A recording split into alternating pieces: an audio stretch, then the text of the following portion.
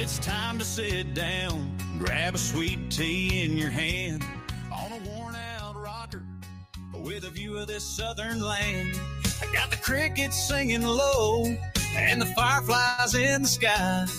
It's front porch talking time, let the world roll by. It's time to sit down with a little front porch talking with our friends Robert and David, a Southern Fried Podcast. They're gonna talk about Donald Trump, they're gonna talk MAGA, but they're keeping it real like only Southern boys can. You might agree or you might just sigh, but they're Southern fried till the day they die. A little gospel, a little grit, and a whole lot of pride. They speak from the heart, never got nothing to hide. From D.C. to Dixie, they'll stir up the stew. If it ruffles your feathers, well, that's what they do. It's time to sit down with a little front porch talking with our friends Robert and David, a Southern Fried Podcast. They're gonna talk about Donald Trump, they're gonna talk MAGA, but they're keeping it real like only Southern boys can. You might cheer or you might ask why, but they're Southern fried till the day they die. They got stories, opinions, and a joke or two. Laid back truth with a country point of view. So pull up a chair, don't let the night slip by.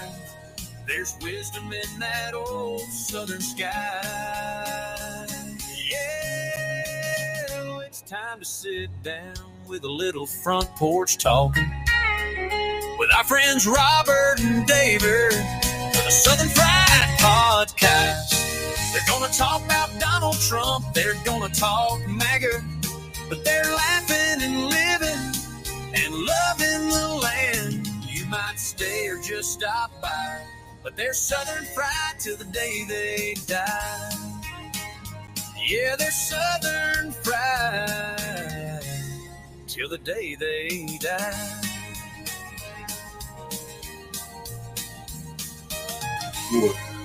Well, hello everybody out there at Southern Fried Podcast fans, all of our breadheads out there at Cornbread Nation. Friday evening, welcome to Front Porch Talking. I'm Rob, that's Dave, and we got a special guest in here tonight. We're gonna have him up here in just a minute. How you doing this evening, Dave? You get Miss Lynn home? I'm doing good. Yeah, Miss Lynn's home. She's using that walker, and I posted online that she busted out of the rehab and was running around with another man, but it's her son, and they running around and shopping, but mostly she's been at home, but she's glad to be home. Y'all keep praying for her. We'll do it. We will do it. Well, when I was at the Mayhaw Festival here last month, I ran into a lot of great people, and some of the people I ran into was Rowdy Roasters. I'm gonna tell you something. That was some of the best corn I've ever had in my life, and I'm not gonna get too much into it. I'm gonna let Mr. Wayne come up here and tell y'all all about it. But this is Mr. Wayne Mashburn from Rowdy Roasters. There he is. Hey, Mr. Wayne. How are you doing this evening? Doing good. Good. All right. Well, So that was some good corn, eh? that was some good corn. Well, I appreciate that. We've had a lot of people tell us that corn is some of the best they have had. So It is amazing. And the whole setup there, and I know that's a hot job because I was hot by the end of that day. it is about 700 degrees standing behind that roaster. Oh my gosh, it is hot. Putting corn on and taking corn off and shucking it, and blisters on your hand at the end of the day from the steam coming off that corn I'm using thick welding gloves, and still steam comes through it and just blister your hands. Well, you and Mr. Mike do that do the roasting thing. Why don't you just jump in there and tell us about it? Well, Mike Bean and myself, we co-founded the Rowdy Roasters, and Mike called me up back in the late summer and had the idea, and I said, "Well, let's make it happen." And so we contacted Ken out there in Cranberry, Texas, and told him what we wanted. He's been making these roasters for 34 years. And he said, put an order in, I'll have you ready in 2 weeks. So we did. And the week before Christmas, we drove 16 and a half hours straight out there to Cranberry, Texas, picked our roaster up, picked his brain and all that. And we drove back and on a whim, just started doing it. And we had our first, through the month of January, we got all of our license, all of our safe serve, all of our started getting into these festivals. Because it was all a learning curve, and it's still a learning curve. Because we didn't know you had to book so far out, and there was a lot of them that we wanted to get in that we couldn't because their lines was already shut. So, but this coming year we gonna be in that line to be into them. So look for the Rowdy Roasters. Absolutely. But we started out just doing strictly corn with the intentions of adding on new products, and then we have added potatoes onto it, and that has really taken off. We've hit just about all the local festivals around here that we could possibly get in. Just getting our name out, building up. That's right. Well, that's where we met y'all at the Mayhaw Festival over in Colquitt. And that was a good one. And we've done several. We got several up on our belt now. And but we're cooking. Well, the whole month of May, we cooked anywhere from 2 to 3 days on the weekends. We've had a bunch of private people come up to us wanting to come cook out the for them, and we do. We try to oblige, and every little small gathering or whatever, we're known as the corn guys. So we want the corn guys. We want the corn guys. So hey, I told Mike the other day, we all LLC and all that. I said, man, we went with the Rowdy Roasters, cause the rowdy part, meaning we think we still in our 30s, but we're in our 50s. The old Hanks on the Rowdy Friends is coming over tonight. Yeah. Oh, yeah. Yeah. I take a bunch of BCs, and I think he takes a couple Advil every night, but we about as rowdy as you're going to get for 50-year-olds. But no, so we've been nicknamed the Corn Guys. We're cooking tomorrow at the Spring Fling here at the fairgrounds here in Thomasville, Georgia. And they're going to have the circus out there, and a local promoter is doing a spring fling, so that she's having a whole lot of different vendors and a lot of cooking vendors that's coming out there. But she told me, she said, Wayne, she said, I want y'all up front and center. I want y'all to showcase. Y'all going to bring the people in. So we're going to be up front tomorrow and slinging them corn and potatoes. So that's from 10 to 4 at the Thomasville Fairgrounds. They're on Highway 122 to Paver Road. So if any of your local fans, come on out and try our corn. Yeah. You won't leave disappointed. No, you won't. We roasted in the shucks, and right now our corn local is being grown. It's probably 4 foot tall, but ain't started. So we're having to buy our corn out of South Florida, and it's a sweet bicolor corn. And so we're buying it, and we put it in roast about 700 degrees.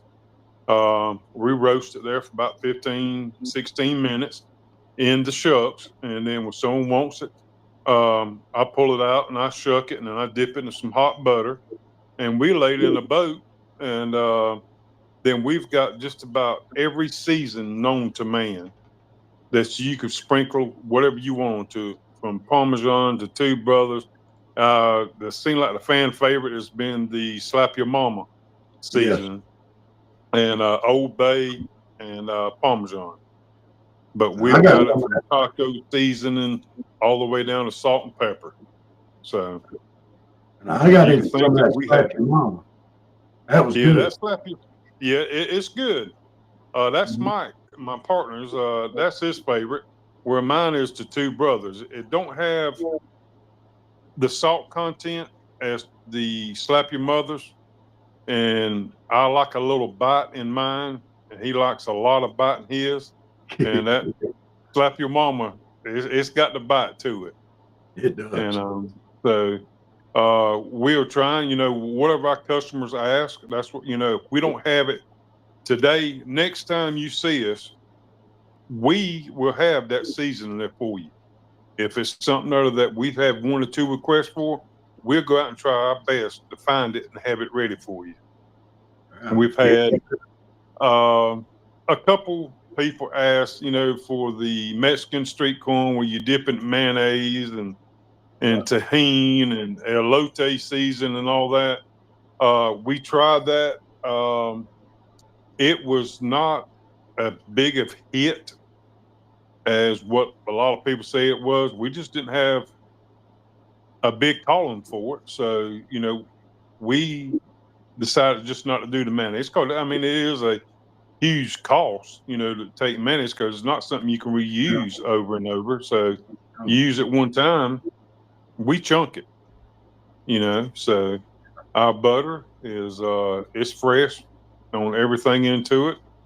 Every event that we do, that's fresh butter out there, and it's real. I have a lot of people say, "Oh, can we double or triple dip that corn in that butter?" I'm sure. Now I'm thinking to myself, you're not getting no more butter on that corn when I completely submerge that corn in that butter. You're not getting any more butter on it if I dip it twice or three times. But, hey, it's a sight thing, I guess. They think they're getting more butter. I do it. I don't care. When you pull it Now out, we the cook it. excess drips off. Now we like I said, we cook it tomorrow at the Spring Fling. Then Sunday, Meg's Georgia is having a get together out there at the park in Meg, Georgia, and they asked the corn guys to come. So we're gonna show up for that. And then Monday, Thomasville Toyota has asked us to come out and cook for the employees and stuff. And I think they're gonna have Clemmy's barbecue out there. He's a local here in Thomasville. Uh, so we're gonna be slinging corn and potatoes there. And Clemens going to be slinging some barbecue ribs out there Monday. And then the following weekend, we're actually taking that weekend off. We had some private people ask us about coming, but we have cooked every weekend, all weekend long for the last 6 weeks. So we decided, hey, we need a weekend. But the following that, we're going to, I think it's Alma, Georgia, up there for the Blueberry Festival. That's a Friday and Saturday event. And so we're going to be up there for 2 days slinging corn and potatoes. And then I don't have my book, but Mike does 99% of the bookings, and he has all the dates and stuff we'll be up. But we booked the entire month of June and all the way in the first 2 weeks of July. And y'all got to save us the 19th now. yeah, I think it was you was telling us to go to the Camilla up there and to the Ag Day up there. Yeah. So I know Mike's supposed to reach out to them to find out what's the thing. I don't know if we was already booked or what, but he's checking into that. Okay. And I told him about y'all. He was like, "Yeah, that's what we want." Oh yeah, and we can oblige it. We will be there. Our cooker has tires on it and axles, and it will travel. I know we're going up to Hiawassee, Georgia, for the fall festival. That's 2 weekends in a row, back to back, and then we're doing the fair up there they invited us to come up to the fair. So we're going, and that's 2 weekends back to back. And then the following weekend, they've got the brew and stew that they invited us to up in Hiawassee, Georgia. So, we're going to be there. 3 weekends in a row. That's up North Georgia area. Yeah, so that's in the mountains up there. It's about 6.5 hours from here. So, but how far would that be from Northwest, your area there, Dave? I'm not sure. We got people there in the chat that's all over the place. A lot of them up in Northwest Georgia there. It shouldn't be too far. Yeah, it shouldn't be too far. If you know where Hiawassee is, Blairsville and Blue Ridge and all that, we're going to be in that area. Yeah, it's about 2 hours, I think, from me. Okay. I think that's about Well, right on over. Get you some of that corn. It'll change your life. It's that good. I try to stay out of it, but I tell you, when I got a slack time, there ain't nobody coming in. There ain't a big line, and if I got a small ear, hey, I'm throwing it over in a boat and letting it cool off a little bit, and I'm fixing to be chewing on it myself. So, yeah. And I tell you, that Mike Bean, whoo, he sure enough gets into it. So, but yeah, we've been blessed. I put it that way. So with the people that's called, invited us to come, they find out, they're hearing it from the other festivals, that's been like, the festival favorite or whatever it may be, or fan favorite, and someone mentions them, y'all need to get the Rowdy Roasters or the Corn guys, y'all need to get them to come. And so, we have shuffled some of our smaller festivals, that just, and I hate, and I don't mean to sound it bad, that they just don't have, the foot traffic there. So, if you got somebody there's got 100, 200 people there, and it's not about greed, but it is a business also. Yeah. So, but you got somebody that calls us, hey man, we got 4,000 or 5,000 people that foot traffic. We'd love for y'all to come here. We've heard so much about you. So, hey, we are not the type of company to say we coming and then we don't show up. Right. Because we've been to a few of them, and we left there with our tails tucked in and behind. Knock on wood, we've never not left somewhere where it's not paid the corn or the entry fee. So that's the reason I'm very blessed into it there. We went up to the Valdea here about 3 weeks ago to the Valdea Onion Festival. That was a 3-day, a Thursday, Friday, and a Saturday event. And that was an invite. They heard about us and called us and want to know will we come up. And they said the rule was, hey, we're going to try you out Thursday night. And if you do well or we like you, you're going to be invited for Friday and Saturday at the airfield. And Mike told me, I said, hey, Mike, that's a long ways off. I'm not coming up there just to try it out for Thursday night. We have to order our corn. So, hey, we'll come up there if you invite us Friday night and Saturday night also. And they did. And then they've turned around and invited us back for next year, because every other year they do the Blue Angels up at the airfield up there. And they have what they tell us 60 to 80,000 people that comes in for that. And this year, Clint Black was the headliner there for the concert at the airfield. And I tell you, I grew up listening to Clint Black, but I didn't get to hear him Saturday night because we were slinging corn all night long. I'm like, I looked at Mike and I said, hey, dude, we need a break. I listened to some of this concert myself, but we was blessed.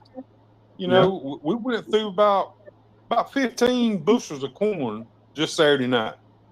And so between the people that are selling the shaved ice and the corn, because it was hot. But I tell you, the people that the Big Dog Ice, I think was the name of the business, they were slinging the shaved ice out there all night long. And people was coming and having a handful of corn and eating the shaved ice. So Well, I know at the one in Camilla, they're going to have a barbecue cook-off. corn goes with barbecue. You right, it does. Yeah. Yeah. We're gonna get a whole thing going here. Blue Ridge up there is about an hour and a half from your neck of the woods. Yeah. Well, come on over there to the Fall Festival and the fair and the Brew and Stew. I think it is. They have a lot of micro beer makers up there, and they cook a stew, from what I'm understanding. And so corn goes with stew, and hey, corn's great with beer, they say. So yeah, but I don't think there's much that corn doesn't go with. I haven't found anything.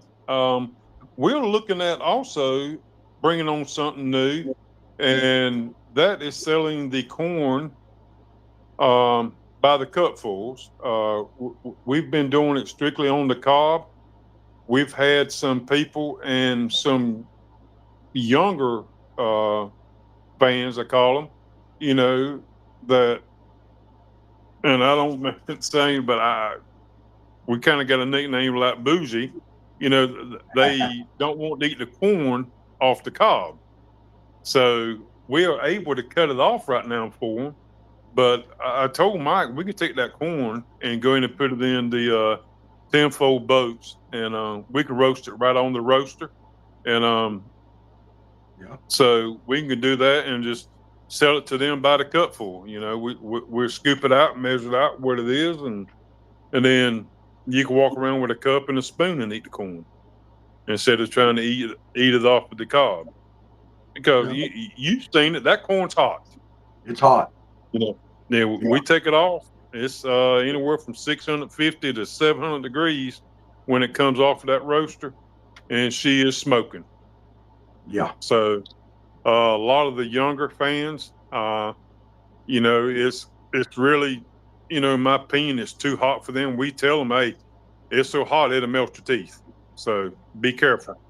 And so that's something that me and Mike has been talking about. Just instead of cutting it off the ear per then, is just to go ahead and have a pan full of it and roasting it, and just come in and sell it to you by the cup.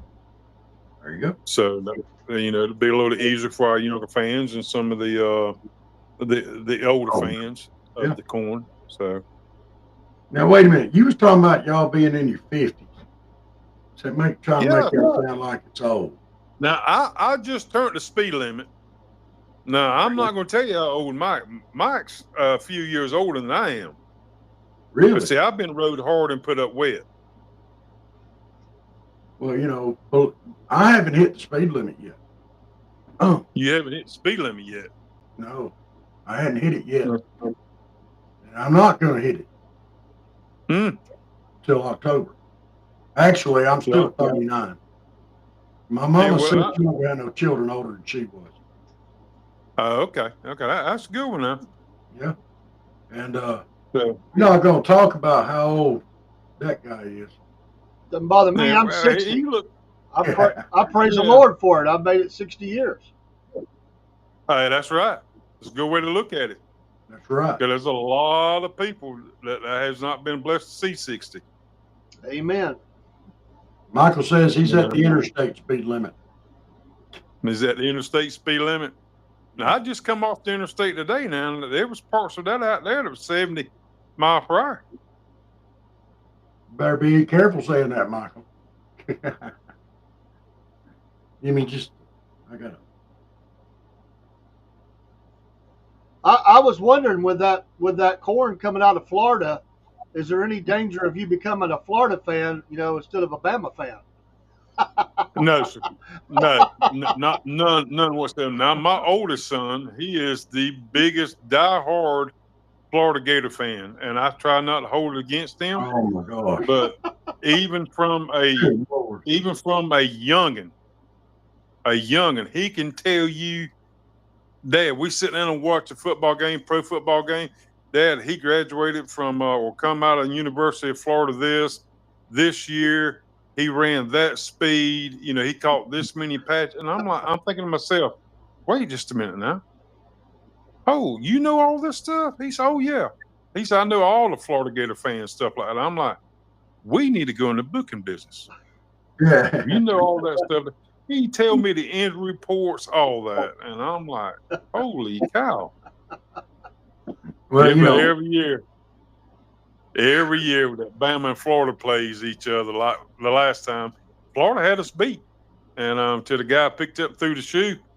And but they gave us the winning edge there. So he was jaw jacking. Woo-wee. No. Florida fans and Alabama fans, they like jaw jack. But I'm gonna throw this out there. They don't jack their jaws near as much as a Georgia fan. Tennessee fan. Tennessee got everybody beat. Now that I can agree with that, but there's some Georgia fans that were, ooh Lord, lay the hands on them. Look, I'm gonna tell you something. I'm gonna be a Georgia fan right here, proud of it. Been a Georgia fan my whole life, and I remember the stretch that we went through with no national title. They started from Herschel Walker up to Stetson Bennett, and that long dry stretch there, and all the hopeful things that were going to happen. Maybe this year. I mean, I was like the dog that never gets fed at the kitchen table, but he's always sitting there like, if you get today's the day, this year's the year. I just now we heard it from y'all for what, 41 years, 42 years? Yeah. This is going to be y'all's year. This is going to be y'all year. Oh. Yeah. Mm-hmm. And Miss 41 Elizabeth. years elapsed. Miss Elizabeth. This is our mama from Mama Said that just popped in here and said, there isn't anything wrong with being a Gator fan. But I'm trying to think what's right with being a Gator. You're not right about it, that's for sure. My goodness. Woo. You got to be tough to be a Gator fan. You got to be. Hey, Wayne, let me ask you a question. You've been doing this a little bit of time now, and we may be doing totally different things, but we've been doing our thing for about a year, and you do trial and error. Things happen. But at what point, if you can remember, was there a point where you thought, we can do this? Like, I know when you first start something, you got a lot of doubts, and you do fail at some things. But at what point did you go, this is something we're going to be doing, and it's going to be something we're going to be doing a long time? Day one. Day one, awesome. Day one. I didn't. Me and Mike, we talked about this for most part of the early fall, late summer, and I'm not a quitter, and I've known Mike since high school, and he's been a law enforcement and game warden and all that. So we just didn't talk, and I told Mike, I say, once I get into something, I'm not quitting. I'm going to do whatever it takes to make it succeed. So day one, I went in with the attitude, hey, we're going to make this right here work. We're going to hit everything. We're going to do our footwork, and we're going to put the miles in and all these festivals and stuff. They're at the Mayhaw Festival. We had a gentleman come up. He was a barbecuer, a big time guy, and he gave probably, and I told Mike this, he's probably gave some of the best sound advice that I heard to a point. he told us, he said, hey, y'all got a good thing going on. Don't get discouraged, doing these small festivals and stuff that way there. He said, what you want to do is hit your big festivals with a lot of people, so you're going to be slinging corn. Right now, we are at, okay, do we take 30 bushels of corn? And we have to some festivals. We've had one festival that we loaded up 30 bushels of corn. We went to it, and I think we sold 11. And so I had 19 bushels of corn left over, and I'm like, oh, but it flooded. It flooded the whole entire time we was there. We had a secondary tent that we ended up putting over the roaster to keep the water off of it. And, people were steady coming up on and getting up on our tents. And I told Mike, I said, hey, maybe we need to start charging these people to stay dry instead of charging for corn. It flooded. We was having to, them old tents got the metal things around it. Oh, We yeah. was having to stick our hands up there because it was forming pockets of water, and we just kept pushing the water off. And I'm like, holy cow. But with the amount of corn that we sold that day, we was able to pay for the corn in the entry fee. Now, we walked out of there not no folding money. You know what I'm saying? Yeah. But we were blessed enough to walk out and not owed anything. There you go. So, and Mike has come up with an idea. If you eat enough corn on the cob, you can be walking around sucking your teeth or having your fingers in your mouth. He said, what we need to do is give corn away and sell toothpicks $5 a piece. There you go. There you go. So, and floss. Yes. I've been thinking about getting some of them dental packs and having up there. So, hey, we sell you an ear of corn, but I better yet, we'll give you ear of corn. You buy a dental floss from us. Yeah. So. I think what you said at the beginning, I do think you have to have that mindset. We're going to make this work because there are things that happen, and if you're not fully committed to what you're doing, that's where people quit. You have to go in saying, I'm not a quitter, and I'm going to do it no matter what happens. We've had to do the same thing. Yeah. We started up. It was a year ago. Last Memorial Day was when we posted our first video. Well, I think I had one up a little bit before that, but our first video, we did some videos for Memorial Day. Dave did one from the park. I did one here, and that was our first post. And then we started doing regular shows. And in a year, we're at 50,000 followers total now. And that's awesome. So, but we wasn't gonna quit. It's been hard at times. But and same way the corn business. When you walk into an event, you got your high hopes up, and you think, okay, man, we've got this number of people. We ain't figured that equation out yet. Is if you got, say 2,000 people, and we just use the KISS effect here, keep it simple for the stupid. And but if you figured, and we still having that hard time figuring that equation out. If you got 2,000 people, okay, so do you take 200 ears of corn, or you take 2,000 ears of corn? Yeah. And there's a lot of time. We have a lot of repeat that come up. We've never had roasted corn before, and so I said, man, you're not gonna be able to stop with just one. And I don't know how many people has come out and said, you're right. I've seen customers come back. We went down to Cascades Park down in Tallahassee, and a lady walked by, and she turned around and walked back by, and she was curious. And I said, come on in and try it. She said, I've never had it before. I said, ma'am, here, it's $5 an ear. You got what $5 ain't a whole lot to lose. But she tried that ear of corn, and she sat right across from us, and she kept holding it up like she was toasting us with it. She come back and bought 2 more ears that night. from us. Yeah. And so she said, that's the best I've ever had.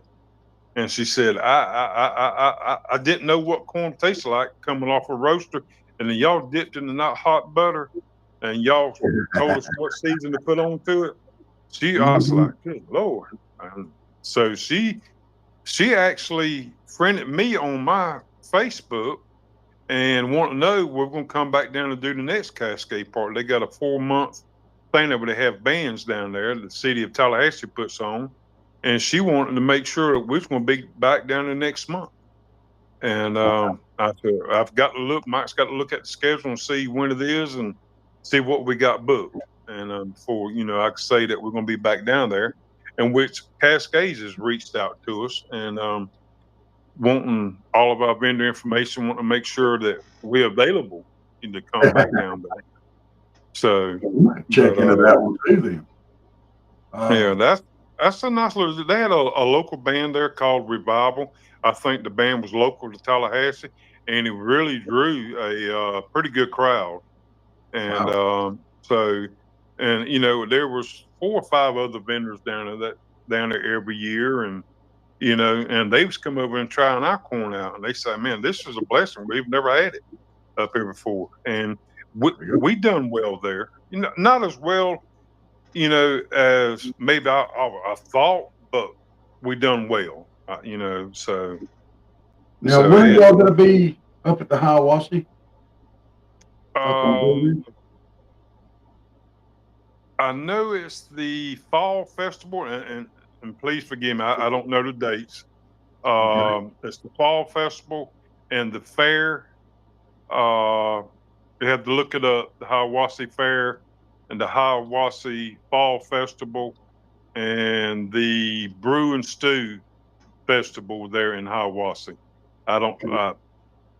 Mike handles that. He lets me know what dates that I need to be off the road, and so we're going to be slinging corn. There you go. So there she goes. Yeah. She finally said something good there. It's a lot better than talking about there ain't nothing wrong with being a Gator fan. She said, "Have people been living under a rock? Roasted corn is great." Yes, it is. It is. It is very great. We have a guy that's from Florida that's come up here, that's been up here in Georgia for a while, doing some festivals around here. And, there's all joking in the business here. You stay in Florida, we'll stay in Georgia, so, but there's enough to go around. We've had a lot of people reach out to us about coming down to the coast and bringing our roaster down there. And so that's something we're going to look at getting into down there around the coast down there, bringing the roaster. Oh, that'd be awesome. Do they still do the seafood festival down in Apalachicola? Oh, yes, sir. All around that coast, they've got a seafood festival down at Blue Crab, the Hermit Crab, the Shrimp Festival, the Oyster Festival, the Seafood Festival. And a lot of them coincides on the same dates. And so sometimes it's hard to decide which one to get into. And then when you're trying to book these festivals, sometimes these festivals are 4 and 5 months out when you have to book them.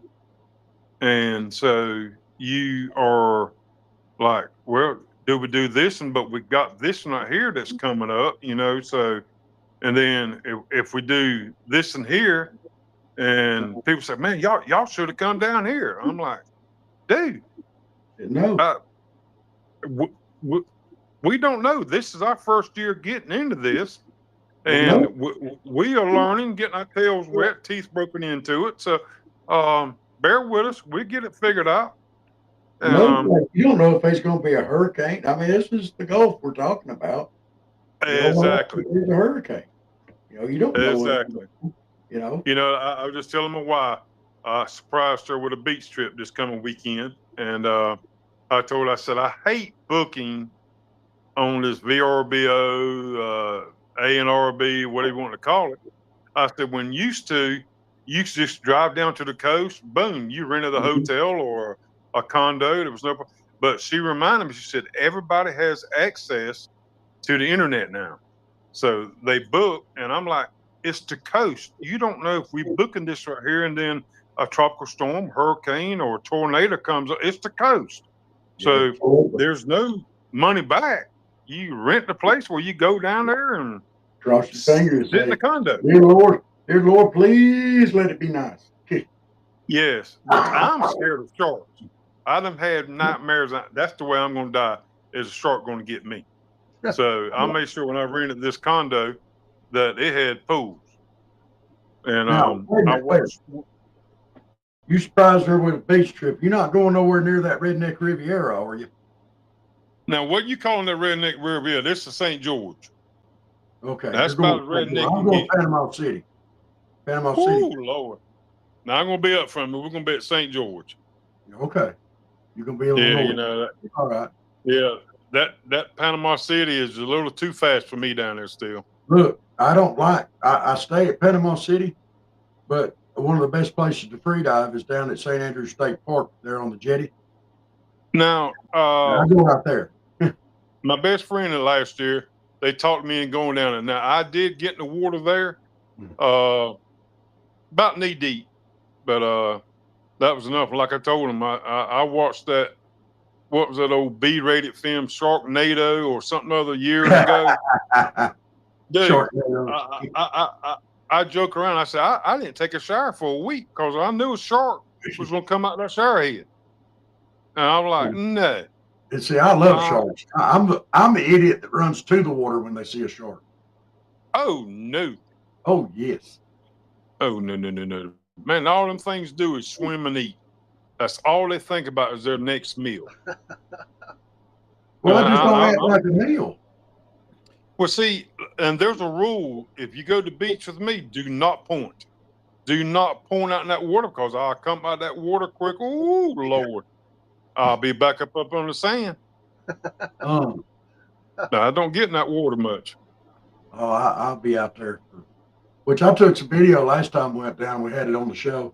I'm going to try to get some more this time. I ended up messing up. I had to all record and fast forward, except for one video.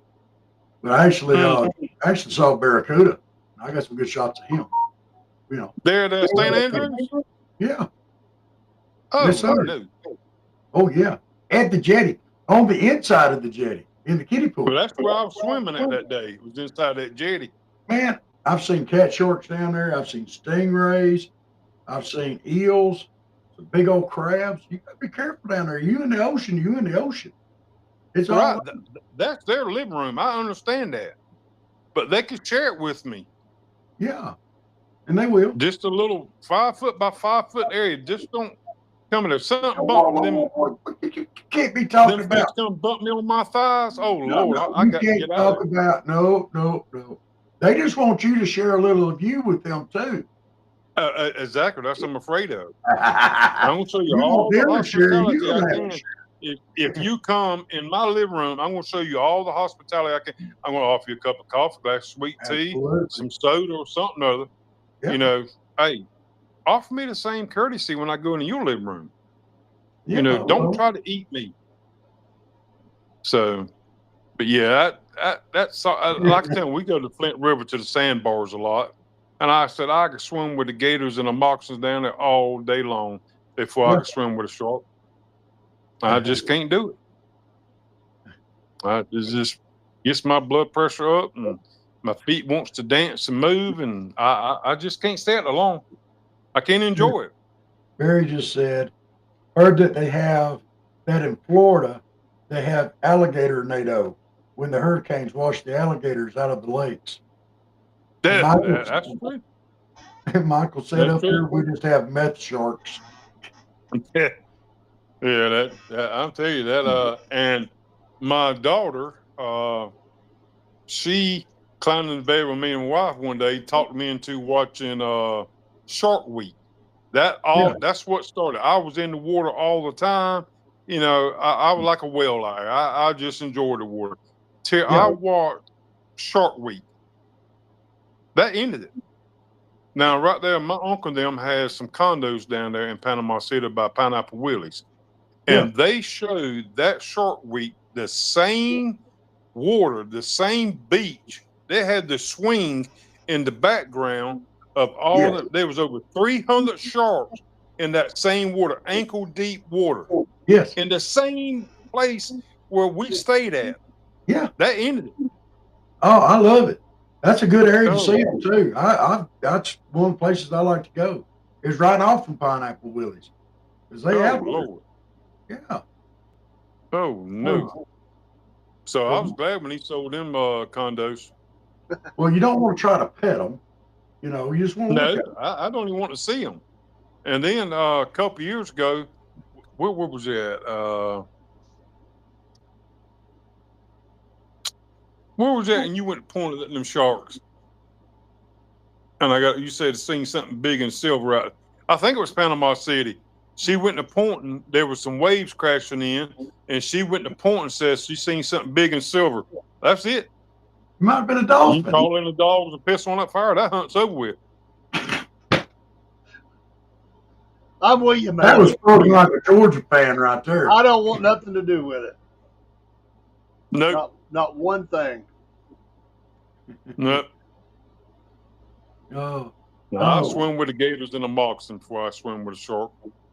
Now look, I think a gator and moccasin is more dangerous than the shark is. No, sir. That shark will come up and hit you about 40 miles per hour, and you won't even know. He done took a leg with you. Well, be quick. And then people going out and they're scalloping and stuff, man. No. Now, Y'all look, in that grass, that shark don't even know what you are. No. You only have roughly worldwide 10 people a year killed by sharks. 10. Well, we've had a bunch of people bit. Right. How many people we got with no legs? We didn't get into that. Yeah. Man, that takes a special type person like them sharks. Well, I'm special. I told you I was special, Dave. Who? When I was scared me to death. Nobody ever denied agreeing with you on that you are special. Nobody. Exactly. I see he's special now when he's liking sharks. Yeah. And if you want to do it, that's fine. Just don't expect me to do it. You don't have That's right. And then that's like bungee jumping. I have no desire to bungee jump. You know. I don't either. Exactly. I watched that stuff on Facebook Reels, what do you want to call it? People's jumping and specting off rubber band, and you know the women gonna lie about their weight. So, you know, and you're gonna jump with her and she's gonna lie about her weight and gonna get on the rubber band? Nah. First of all, I'm gonna add about 40 pounds to me to overcompensate for her. Oh, Miss Elizabeth, did y'all hear that? I'm gonna lie about your weight. Yeah, that's great. Yeah, them what they call adrenaline junkies or something other. Jesus, Yep.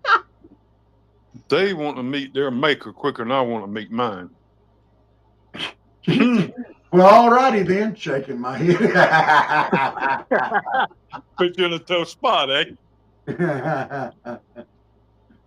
So no, we try to keep it fun. But yeah, we are. And if I get time, I drive hot shot, so I'm always on the road. And so I'm in the process of creating a Facebook page for the Rowdy Roasters. And right. so we, I've got a lot of people that I don't know that has sent me friends requests, and and I'm like, how do I know you? She said, oh, you the corn guy. I was like, okay. So I picked up probably 300 or 400 people on my friends book, on my Facebook friends quest, because of being in the corn. And so I just told my wife, and I told Mike Bean, and I said, hey, we got to create us a Facebook page. Yeah. It's easy. When you do, let us know. Yeah, let us know. We can follow you. Okay. Yeah. Well, we keep checking periodically for the Rowdy Roasters. I've got to sit down and try to do it. I'm not that computer illiterate on here yet, and it's hard to manage mine. Because as my wife says, I should be able to lick the spoon that I keep everything stirred up with. But it's my personal page, and so I stir a lot of stuff up on it. I try to stay away from religion and politics because you get a lot of hurt feelings doing it that way. So, but I do post some funny stuff. Sometimes it's not kids approved, but I will keep the Rowdy Roasters a PG page. But it's going to be posting all of our dates and stuff. It's going to be pictures of stuff, lines of people at our tables, all of our product, all of our seasons, our dates, all the different stuff that we're going to be offering into it. We got some things, as you say, in the works that I'm not wanting to say right now, but it's going to be coming out in our future festivals that we're going to start serving there, and we've had a lot of requests for it, and don't see it at a lot of festivals, and so Y'all gonna do sweet potatoes? Yes, we've had a few people ask about sweet potatoes, but that is definitely one of them. I will let that slip. We've had a lot of people, ask for, more of the baked potatoes, and we're offering a huge baked potato, and we keep it at a low price. We try to keep all prices simple. That way, we don't have to make a lot of change. You don't have to carry a lot of change. Right. We try to use the KISS effect, and so. But yeah, we've got some things that's coming down the pipeline that we're going to be offering off our roaster and stuff for morning time, just any time of the day. As we've looking and lurking and checking all the other corn roasters and stuff, and seeing what they offer. And we've talked to a lot of people that's in the corn roasting business, and they say they offer this, and so we're going to give it a try just to give more things. And Absolutely. more. Now, I did ask some people, or ask some friends of mine from Florida to send me some, because, here recently we had a big hoopla about some guy found some shells there on the beach that had an interesting message and everything. Something about 8647 or something. I don't know if you heard about that. No, I haven't. We do get a little political on here sometime, but they found this interesting shell formation down there, and they took a picture of it. They sent it to me. I'm going to share it up on screen. I'm not sure if there's any hidden meaning there. Dave, can you read that? Yes.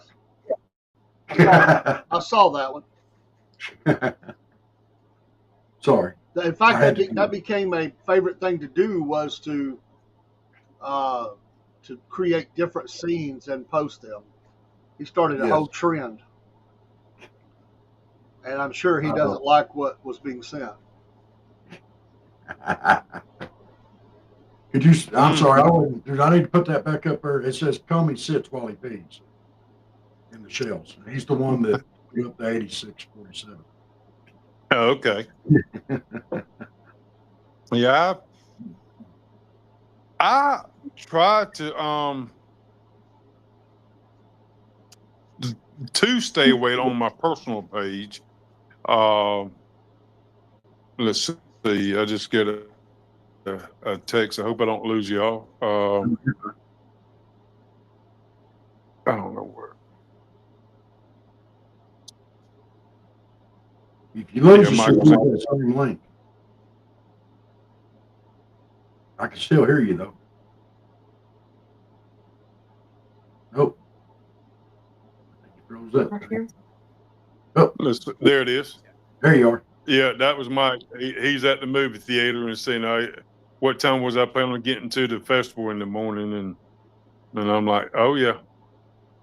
I'll be there at 9 o'clock setting up and ready slinging corn at 10. So, Wow. Yeah. Yeah. That's amazing. It's going to be hot. So y'all come on down to Thomasville and get some of this corn. I ain't going to Thomasville tomorrow. I'm going south. I'm going to miss the corn this time. I'm going south. Well, you're going to catch all the sharks and let me know. And then I'll get out about. If I bring a shark back, are you going to put it on the roaster for me? Sure. That roaster's like a big oven. It'll cook anything. Yeah. Told my wife I want to try a cake on it. I wonder if you could see we could do cake. I know to cook biscuits. Yeah. Probably cook them quick too. Yeah. You might be able to throw them at somebody and knock them out. But now when we first started up, when we cook our corn, we bring it up to 700 degrees, and that's when we're cooking corn.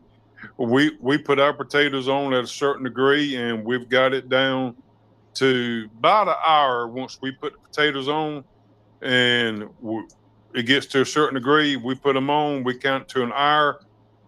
The potatoes, we pull them off. We put them in a sealed cooler. They remain hot, and then we put our corn on, and then it's done to some other stuff that we're working on. We've trying to, like I told Mike, the corn guys. Yeah.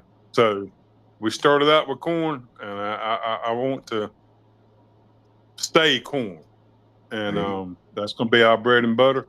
But we are willing to try anything, for our customers or fans, as you want to call them, to try them out, to try to satisfy everybody there, so to be the one shot for it all. We sell drinks and bottled water. And but yeah. We used to cook our taters in them ovens up our Rob at the plant. That's some of the best tasting taters you could. Of course, they didn't like us doing that now, but back in the day, we used to cook a lot of stuff in them old ovens at the plant. Yeah, they had. I think I remember somebody cooking chitlins in there. Did I not? I don't remember that, but I love a good chitlin now, but it's going to be clean. Do you like them? Do you like them creek slung or stump whooped? I like mine cleaned. I don't know whether. And mine's going to be clean. And it's great clean. Yeah. Now, I can cook them in the house. That my dad used to do them all the time. And he'd cook them in the house. You'll never smell them. Never smell them in the house. Oh, you throw you about 3 or 4 pecans in the pot. And whatever. An old black lady told my daddy that.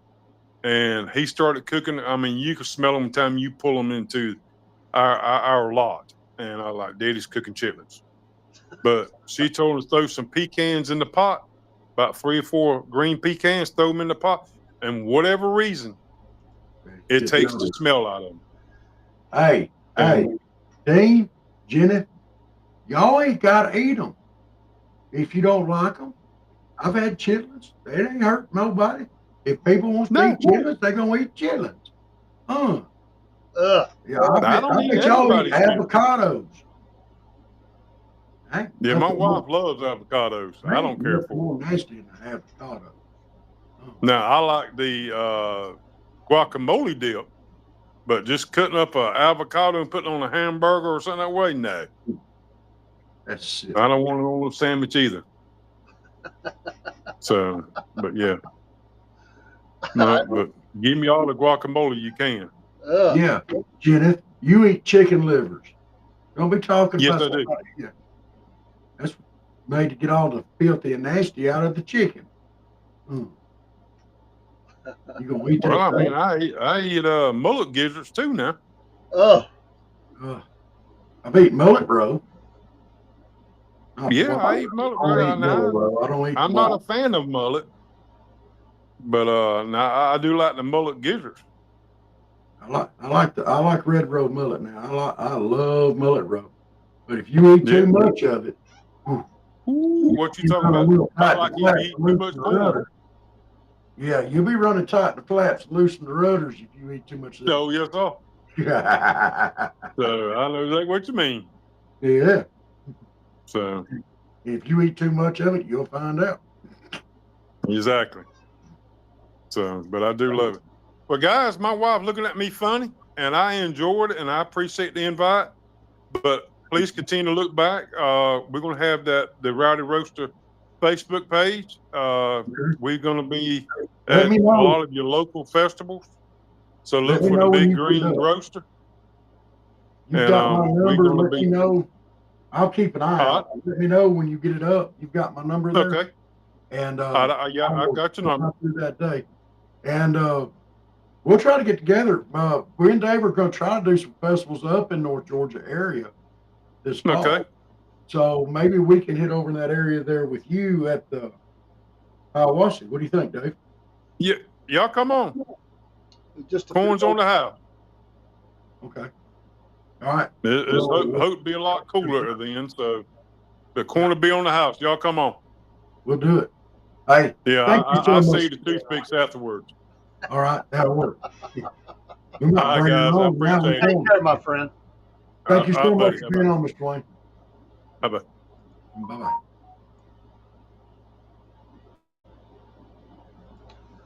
All right, let's refill our coffee cups, and we'll come back and continue on with Front Porch Talking. Yes. Maybe not talk about chitlins. That's I love it. Come on now. Come on. Come on now. That's disgusting, man. Come on. Have you ever had chitlins? No, and I'm not going to. Well, you can't say it's nasty till you try them. I can too. There ain't no rule on that. Thing in the world. That's disgusting, man. No, that's a good Southern traditional dish, especially around Christmas. No. Especially around Christmas. No. Yeah. That's never been on the Cordell table, and it's not going to start. Well, you might start in a tradition. Traditions are good, Dave. No, not all traditions are good. Some traditions are bad, and they need to stop. Oh. I mean, why don't you start a carp tradition, too? I mean, I've had carp. I figured you had. I don't want that either. We'll be right back. Hope you ain't eating dinner right now. Hey, Southern Fried fans and your Cornbread Nation. Well, yeah, that's right. We're going to advertise for Mammoth Nation. To all proud Americans, we call attention to these thoughts. Are you tired of woke corporations that don't align with your values? I know we are. Look no further than Mammoth Nation, the ultimate destination for patriots like you and me and Rob and everybody else, including old crazy Uncle Jeb, who believe in putting America first. Here at the Southern Fried Podcast, we're proud to partner with Mammoth Nation because they share our unwavering commitment to faith, family, and yes, freedom. Just like us, Mammoth Nation believes in the power of the American spirit and the importance of preserving our great nation's heritage. When you join Mammoth Nation, you're not just getting access to amazing discounts on products and services. You're becoming a part of a community that stands against the forces trying to tear our country apart. From supporting veterans and first responders to promoting Christian values, Mammoth Nation is the go-to platform for conservatives who want to make their voices heard. So what are you waiting for? Join the Mammoth Nation movement today and start enjoying exclusive deals from businesses that share your America First values. Together, we can make America great again, one purchase at a time. Don't miss out on this opportunity to support a company that truly cares about our nation's future. Sign up for Mammoth Nation now and experience the difference of a community that puts America first. Use that QR code on the screen, folks, and that will take you right to the website where we also will be helped in your support of these values. We are customers of this great American company. Rob is a monthly supporter, and I am a lifetime member of Mammoth Nation. We're so appreciative of companies like this. Please be a supporter, not just for us, but for America. These companies need our support. We're patriots. Stand together with patriots. Take care and God. Hey, this is Dave with the Southern Fried Podcast. Recently, me and Rob were able to go to Fresh Press Farms and do an interview, which we posted on all of our streams. We love these folks. They're amazing. And we are also customers of theirs. I've recently ordered my olive oil that we use in cooking to our home. We love that they're Georgia based. We love that they're the only olive producer in the state of Georgia. And we love that they're making jobs here for Georgians in South Georgia. We want you to become a part of their family and use their products. They are the makers of homegrown cold pressed cooking oils. Crafting oil like this means that they capture the best of the olive and the sunflower because they make that oil too. And they have other products that they have out there. It's an amazing company. They like to say freshness is never a question with Fresh Press Farms. They believe that what we put into our bodies should be minimally processed and actually improve our health and taste like the source. Locally produced and vertically integrated, they proudly grow, harvest, cold press, bottle, and distribute their oils in Georgia to ensure top-notch quality and a quick trip from Grove to Pranchy. Please go online and look up their website and order you some too. Support small business, support Georgia business, and we would appreciate it. Thank you so much for listening, and we'll see you.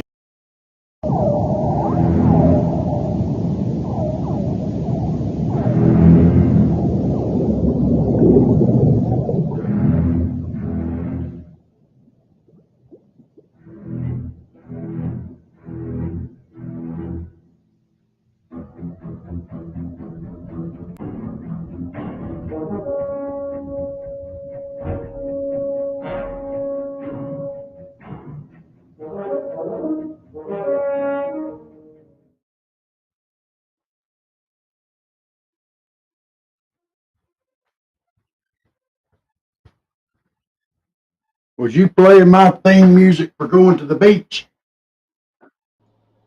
Oh, I yeah. heard you doing it. Well, maybe you get to swim with some. I hope. I'm going to have my fingers crossed. I hope I get to see one again. I enjoy that so much. And it's not that they're all colorful or anything. I just like the shape of them. They're very. I know they're just a shark, but I find them to be very elegant. Maybe that's the word I'm looking for. Yeah, very. I'm not going to end up being a Happy Meal. Oh.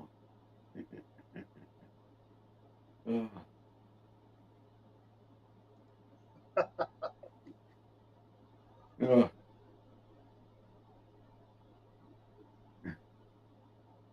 yeah, the sharks are neat. You should not play with them or pet them. You just keep your hands to yourself and let them do their thing. Kind of like an alligator.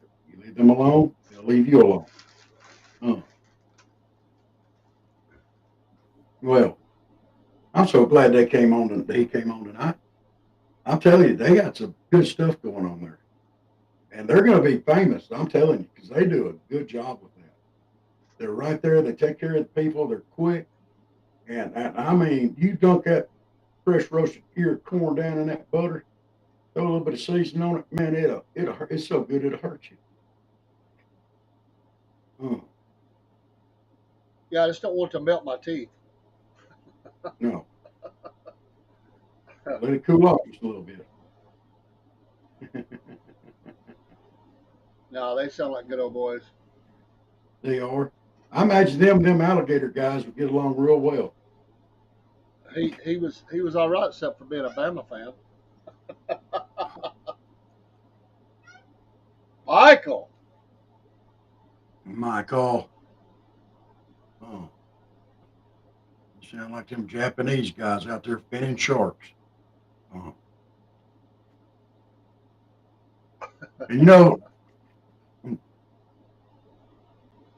I forget how many Let me see if I can look that up.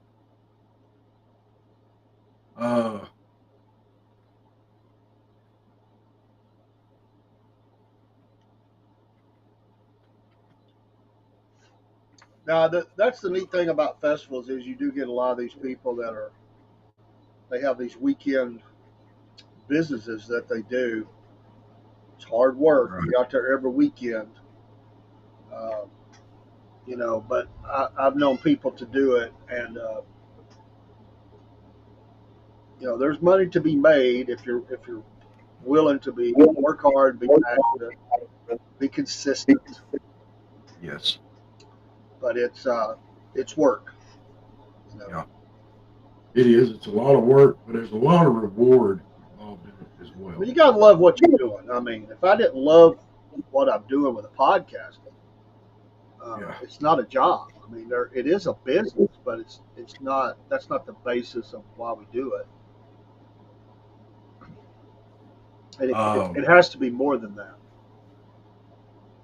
So I applaud them for that. There are hundreds of them like that, if not thousands. I'd say thousands around the country, maybe thousands in Georgia. But they show up, they do it, and there's all kinds of different. If you can think it, it's probably at some event out there somewhere. Yeah. A lot of competition. You gotta, and that's the thing. What he talked about. I mean, that's the same with us. I mean, there's a lot of competition. You got to find your niche. You got to provide something that somebody wants, and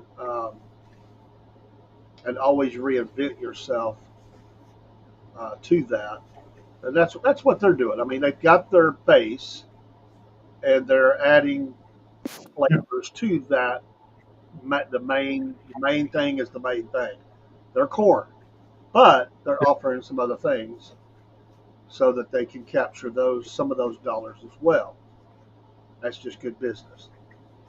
Because if you've got somebody standing there, they might not want corn. They might want a tater. So absolutely. People ask me all the time. I got asked this the other day, and we are different in this way. I mean, there's a lot of podcasts, and some of them do one thing, and they might do two, but they do it well. And people ask me what we do. It's not. I say, well, we do a little bit of everything. We don't really focus on one thing. We have a diversity of program. In fact, when we started, we weren't even doing politics. No. That was not where we started. We started just with the entertainment value of that, meeting people out there on the front porch like we are tonight, or in the morning, or where. And morning shows were not the start. We didn't even have morning shows in the beginning. No. So we have a little bit of flavor on everything, but it also feeds into our interest. Yeah. It's not just for the sake of having. It's something that feeds that part. It's like sports. Some people don't even care about sports. I like it. I like sports, and there's other people that like sports. Or it might not be about other things that we've done. Yeah. Yes, Michael. If I ever get a chupacabra, we're going to do it. I have a new image that I haven't posted yet. It's going to end up. I'm deciding if this one is good enough to finish what it needs to be and go up to the store. But we have one. We have one with a Bigfoot that says even Bigfoots watch the Southern Fried Podcast. Right. It is enjoyment, Dean. Thank you for being here. Dean, co-host of the Racing Hour and the Sports Show, and it is enjoyment, and it has helped others find enjoyment. Dean never did a podcast before, and he was about as scared as I was the first time I did one. But he got over it. He settled in, and he's having a lot of fun, and we're having a lot of fun. That's what it's all about. That's what it's all about. Finding something you do, and if you enjoy it, somebody's going to come along that enjoys that same thing, and they're going to stop, and a few of them are going to become regulars. And thank you, Miss Jenna. And that's the thing. We've built a brand, we've built a base, um, but it has a lot of different functions, and it feeds a lot of different types of interest. And it's all happened in 1 year, which is amazing. And as you talk about, um, when you talk about to other people, there's a lot of people that's been doing it about the same amount of time as me and Rob. Yeah. And so there's some that are 2 or 3 years. What will be different with us is we're not stopping. There are some that will hang it up. Yeah. This is not going to stop for us. We're in it for the long haul. It's like we told Patriot Mobile, we're in for the long haul. As long as I'm alive, I'll be here. And some people, after a while, they just fade off. We're not faders. We're not, as he said, we're not quitters. We may go through difficult times. We may miss a show here and there. We may be sick. That's life. We may have technical issues. We may have a bad show just because everything goes wrong. But we won't quit. We'll fight it. And just like him, he said they showed up at a festival, rained, horrible, different things happened, but they didn't come out at a loss. You just count it. And there's a lot of things he could say, like, well, we got new customers. A lot of those people may not have seen them before. Even though it wasn't a profitable festival, it was there was profit in it in different ways. That's right, Dean. Quitters never win. Quitters never win. That's right. Um, I've seen people get into stuff before, and they're hot and heavy for a good long time. But Yeah. you got to push through. You got to push through. There's going to be times where it's not easy. Yeah, it's like this week. I've been fighting being tacky, croupy, and everything else. My seizure's been up. I've been trying to keep going, and I haven't missed a show. Yeah, I think I missed one last week. But I've been fighting. If I'm not here, I'll go tell you, I'm in rough shape. David Yeah. here, he's I mean, I've the last 2 weeks I've had to dance around wife being in a hospital and a rehab center. I've got a great wife, and there was times where I was here and she was there. She understands we have things, responsibilities, and things to do. So we reworked our time schedule a little bit. Some things we didn't do a show here and there that we can do and will do, but the bulk of it continue to go forward. So I just think I identified a lot with what he said. That's why I asked the question. And you have to. We've had that happen, Barry. We just handle it. We just take him off the screen. It's happened a few times, not in a long while, but yeah. There's always that possibility. Just like there's Yeah. always a possibility anything could happen. Did you see the girl that got killed the other day that was doing her show? No. My God. Well, I think you had me one night where my chair tipped over. You looked up and saw a foot or something. Well, I had looked down. I was, there's a lot to look at when you're doing a show. You can't always be looking Yeah. at the screen. And I didn't see it at the exact moment it happened. But you do what you got to do. Yeah. But no, I mean, You know. they don't last long. Or when I have one, sometimes it's neither. Neither, Barry. I come back around pretty quick. Sometimes they're bad, and but they don't last long. If I tip over whatever, I may have to miss the rest of the show, but I'm fine. If I'm not fine, because I had never had one last longer than 30 seconds, I don't think. And that's a big bad one for me. And of course, you figure every muscle in your body's locked up for that long and just season. That night was longer than 30 seconds. That was a bad one. Okay. We were watching, and it was.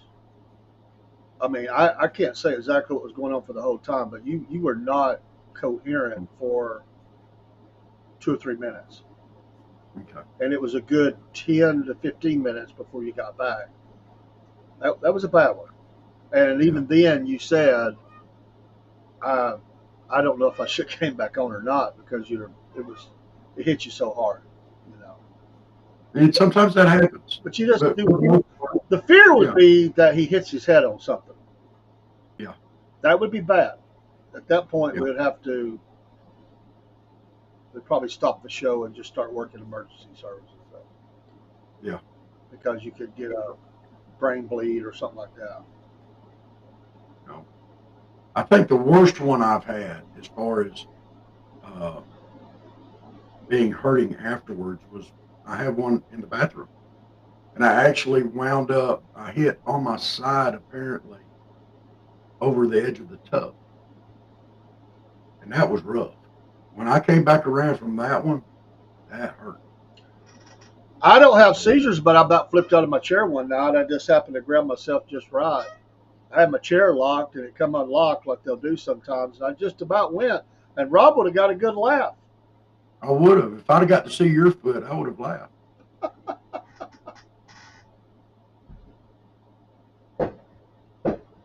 Yeah. Yes, Michael. And that channel is horrible about it. And it's almost got to the point where I don't care if we stay on that channel or not.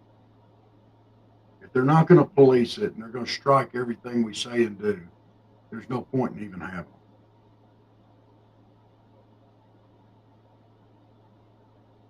them.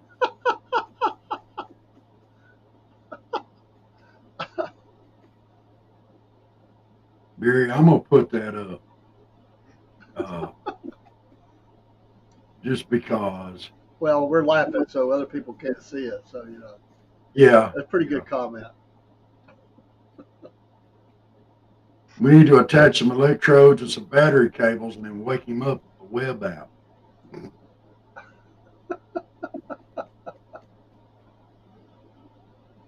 Oh, YouTube rejected your comment.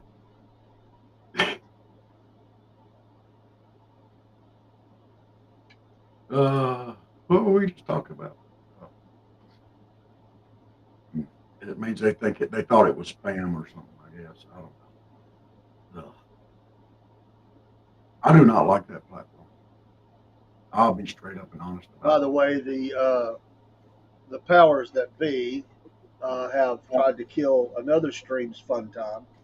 Some music that you can share on there. They have now stopped all that. Even little clips. Was that our favorite one, the one I was just talking about? Not that one, the different one. Okay. It's not them doing it. I think they've been threatened. The fun police. I could see if you were playing a whole song of someone, but if you're doing a little something, you're actually promoting them. You're keeping them relevant. Somebody says, "I don't like that song. What is that?" Go find it and buy it. I mean, that's promotion. I mean, that's why I put that little clip out there the other night. Now, if I'm singing the song, it doesn't matter, right? Short people got no reason. Short people got no reason to. I'm sorry. And I got all kind of reactions from Jennifer and Miss Elizabeth. I don't know why. I mean, all of our music on here is AI driven, so we don't have to worry about that. Except for a couple of things that we put up. And the fun police came out on the good YT and started flagging everything. You know, What do you mean stop? Oh, I was just singing the song. Don't you like my singing? I know I'm a little raspy right now, but you know, what like there's been a resurgence in a lot of classic music, from decades ago. A lot of people are really getting back into it. Even young people are getting into some music from 30, 40 years ago. There's a lot of young people showing up at concerts, and some of these people in their 60s and 70s singing music. Yes. What's that?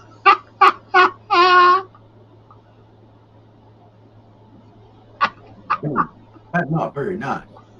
I called you today, you didn't answer the phone. Check on you, see how your knee's doing. Oh, didn't even answer the phone when I called. And then you go come over here and be all touchy-feely about my singing, get all up in my emotions. Why you gotta get all up in my emotions like that? You gonna make me cry. Don't make me cry, Dean. Hey, Dean, at least it wasn't Baby Shark. That's Dave's favorite song. Baby shark doo doo doo, baby shark doo doo doo doo, baby shark doo doo doo doo, baby shark. Dave likes baby shark doo doo doo doo. Oh.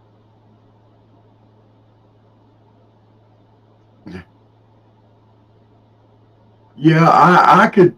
That may be some of what's going on over there too. Uh, there, Barry. I'm gonna throw that up there too because that may be some of the case there.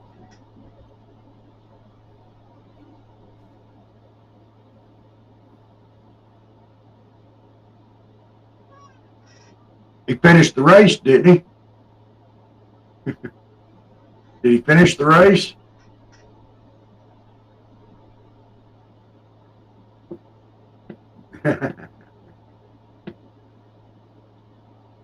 That's the next question. The That's real the problem, the real problem, and it happens to everybody in the podcast world, is that they'll clone your channel, and people will send donations and buy stuff from these people. They're not producing it.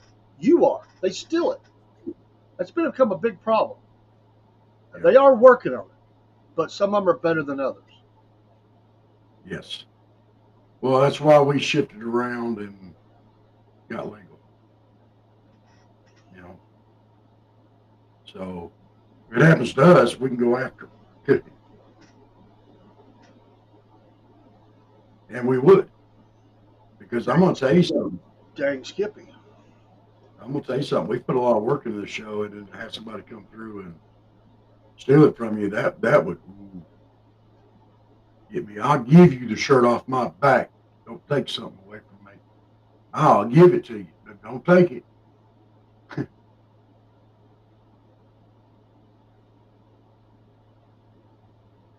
I can't play that song, Barry. I have to sing it. Dave doesn't like it when we play it. We have to sing it out loud to him. I don't care. Hey, all I got to do is take my headphones off, and all I see is your mouth moving. Thank you, Dean. That's very, very kind to say. Thank you Yes. for that. Y'all do a good job with the racing. Sorry, I'm not on there that much. I absolutely know zero, nothing, nada, zilch about racing. Dean's Mr. Professor on there. But that's okay. All of us. That's okay, Mr. Professor. Still get to make you a shirt. By the way, folks, big race this weekend at 600. And we'll be talking about that on Tuesday night. Oh, you're welcome, brother. Yes. And I finally got to meet Mom the other day. She hugged my neck. She said, I'm from Georgia. I hug necks. I like that. She's a sweetheart. Well, we already knew that. Yeah. She's a sweetheart. I don't know what happened to Dean. He's not really a sweetheart. He's a heck of a nice guy. He's not really a sweetheart, but Mom's a sweetheart. You have a good night too, Mr. Michael. I may. Yeah. But is that didn't we work that up to where Kyle Busch finished the race, that I got to make him a shirt. That's kind of where that wound up. Now, I know he'd been taking medication because of his knee. I know that had been happening. But I do get to make him a shirt, don't I, Dave? Oh, Is that what we agreed on?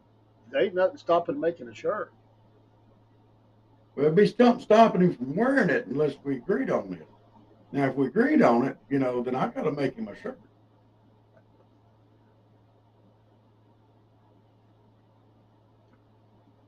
Don't worry, Dean. I know your color will. Your perfect color will be hot pink. And it'll probably say something like, Kyle Busch's #1 fanboy. I'm Kyle Busch's #1 fanboy.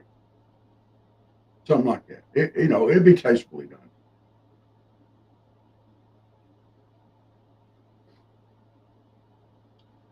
We've been having we've been having a discussion whether he'd ever win a race again. I think he will.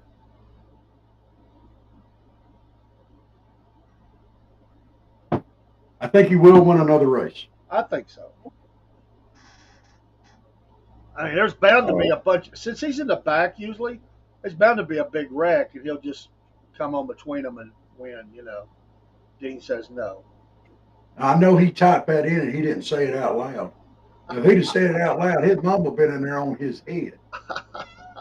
What you mean, no? You know good and well he's going to. Uh-oh. Uh-oh. She's watching you. Busted. I don't know, Miss Jen. According to Dean, he needs to go ahead and retire now.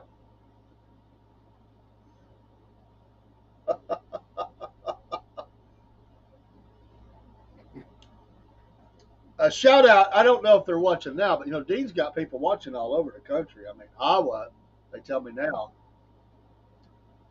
What do they call someone from Iowa? Iowanians? Iowan? I don't know. We're Georgians. I guess they're Iowan. Iowanese? I don't know. I don't know either. That's probably what they speak. I mean, from Canada, you're Canadian. Alaska, you're Alaskan. What's the first for Iowa? Iowanian? I mean, I don't know. Dumbass. Northerners.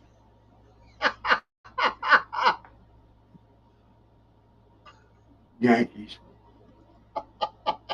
Hey, it's cold and windy there.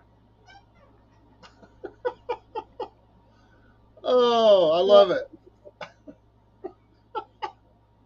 Did Iowa go red or blue? I think they were red. What do you mean, rob? You robbed me. Did you hear what I said? I don't think nobody else did. Just keep it a secret. Congratulations to all the kiddos who who graduated. Yeah. Graduated into the next school or whatever. Blue. If they went blue, then my saying is, then what I said is correct.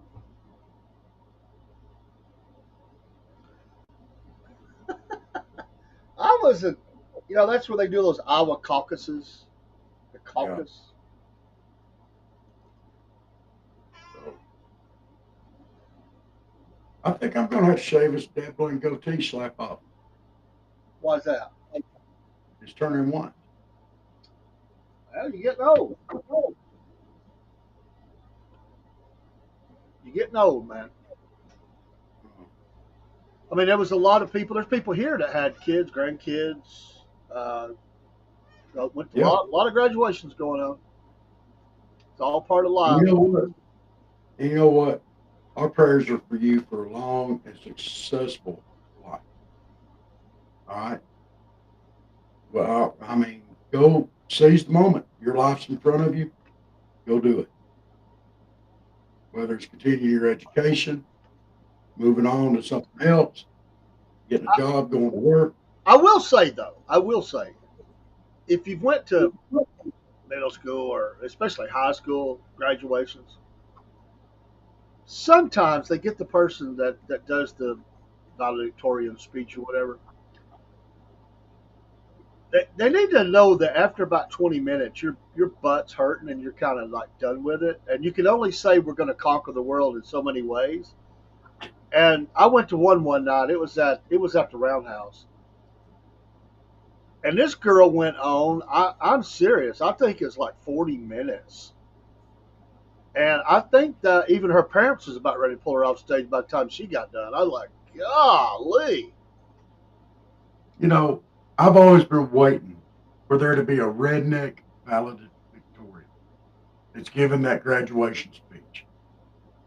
You know, and I could just picture the redneck version of this would be him getting up on stage going, "Hey, y'all, it's Bear 30," chunking his hat and saying, "Let's go."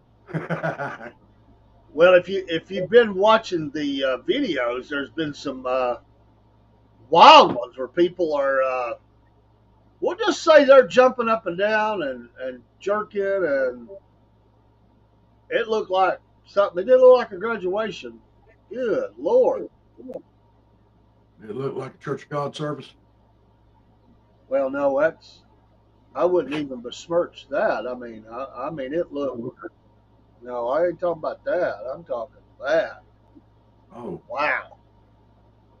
looked like me on a bad day. May have been handicapped. I don't think you got enough shake in you like left in you like that, man. Come on. Hey, man, I'm like them guys on that racing show movie. What was that? Had Will Ferrell and what's his name in it? Shake and bake, baby. Shake and bake.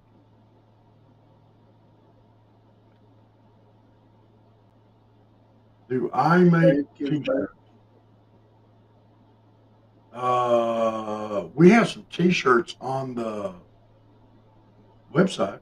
Rob just makes garden. Oh, he makes propane and propane accessories. That's what. I don't know if I can do it tonight. I make propane and propane accessories. No, can't do it. We graduated on our football field. Now they have to rent a building in Chattanooga to graduate. Why? Uh-oh. I do not know, Miss Kay. I don't know. I have no idea. It makes no sense. They got a perfectly good football field to do it on. You're right. That's where I did mine at. And no disrespect intended, but who wants to drive Chattanooga anyway, especially at night? Oh, I'm going to pay for that one. Somebody's going to get me up here. I don't care. That was amazing. Thank you, Dave. That was a good one. Yep. I think most of us graduated. It's in here now. Graduated on a football field. Yeah, James. Yeah, Ricky Bob. Yeah. Yeah, James. This is the El Camino Club. Rob is the past president. I am the treasurer of and you are the new president of the El Camino Lovers Club.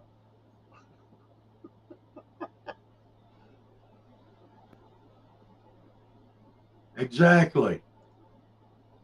You got to pay to rent the place, and the football field is free. And they don't hardly raise any money for the junior senior prom anymore. You know, the junior's supposed to raise the money for the senior prom, right? For the junior senior prom, they're supposed to raise. They don't even do it no more. They just, mom and daddy. James said, awesome. He likes that idea. Barry said I could put Chuck on a t-shirt.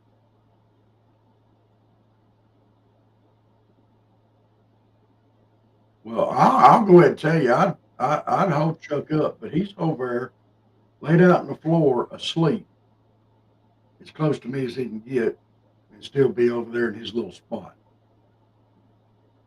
So, it's out there somewhere. Chuck did do a video this week. Yes. Yeah. Chuck did a video. Chuck is, by the way, the Chinese love Chuck. One of them said he was cute, and there'll be more videos of Chuck. Oh, really? They didn't say he looked tasty or anything, did they? No, they said cute. It's a kid, man. Okay. Come on. Okay, I can go along with that. Come on, man. James said he'll be on one of your T-shirts. Hey, Rob, I'll be right back. I got to go help my wife just for a second.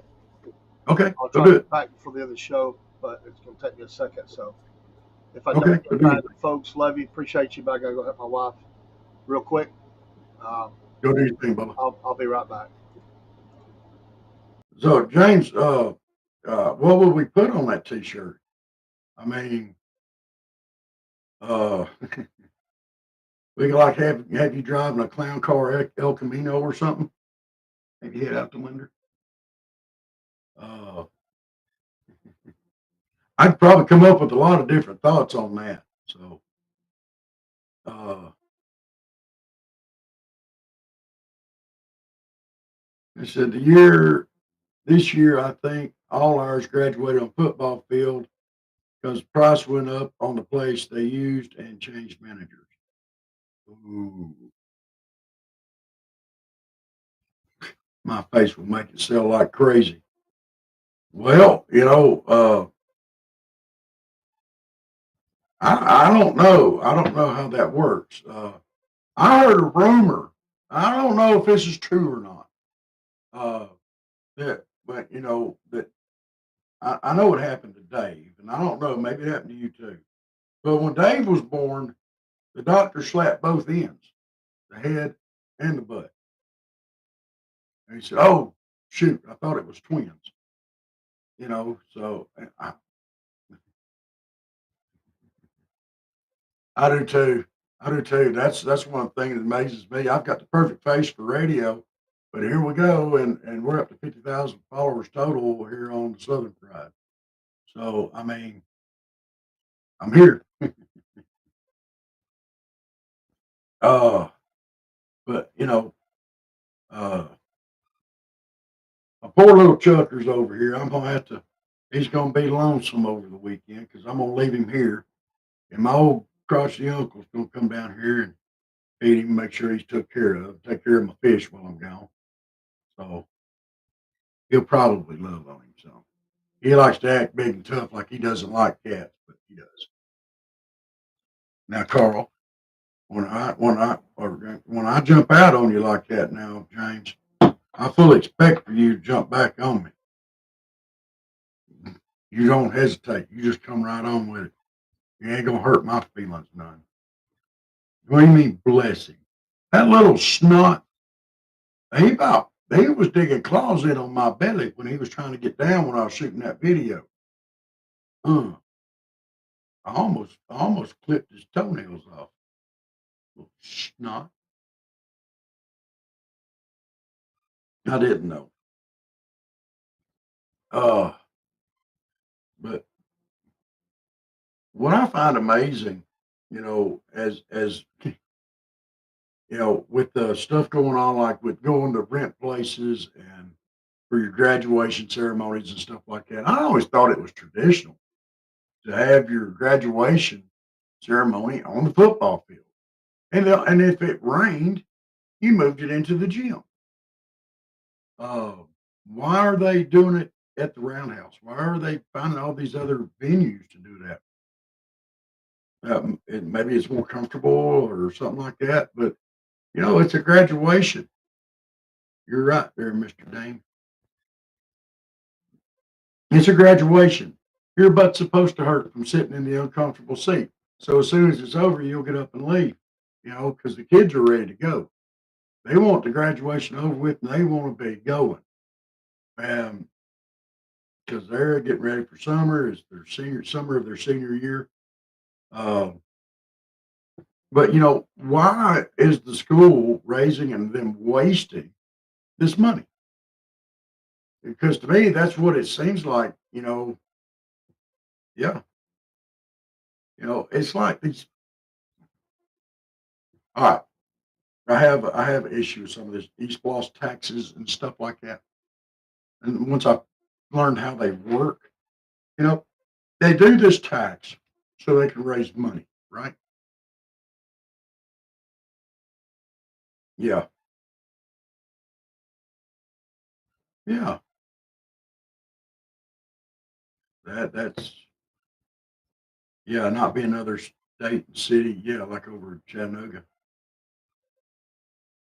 it's easy to waste someone else's money. You're right about that. But these ESPA stuff, they put out this. Okay, we're going to have a penny tax, and we're going to take all the revenue off this, and we're going to do this, and we're going to do that, and we're going to do this. But then they go take a loan and they pay it back with that 1 cent tax. But you got to pay interest back on that loan. If you're taking a loan out, why don't you do the tax and then just bank the money and put it up in the bank and let it grow interest for you instead of you paying interest to somebody else? I know it's just a penny tax, but my goodness, there could be 8 or 9 of them in every county out there.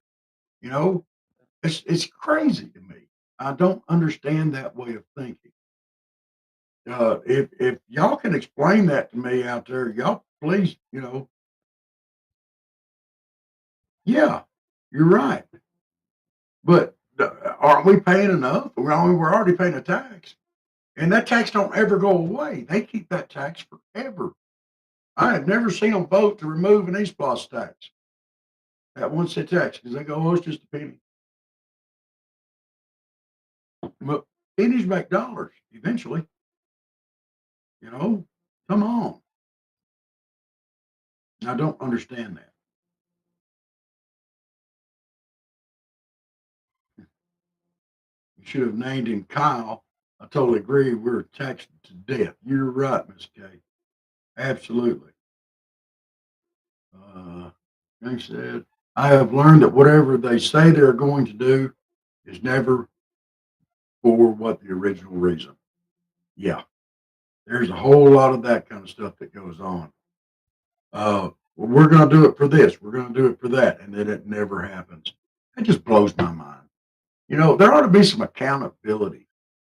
Uh, and there never is. It's like, all right, we can talk about legacy media. They'll get on there and they'll say the biggest lie in the world. All right, they're never held accountable for it. They'll come back through and they'll post a retraction way back deep or give about a 5 second spiel on it, and they're done. They're done. And everybody heard exactly what they said, but nobody's going to hear the apology or the retraction. And so it's just left out there forever.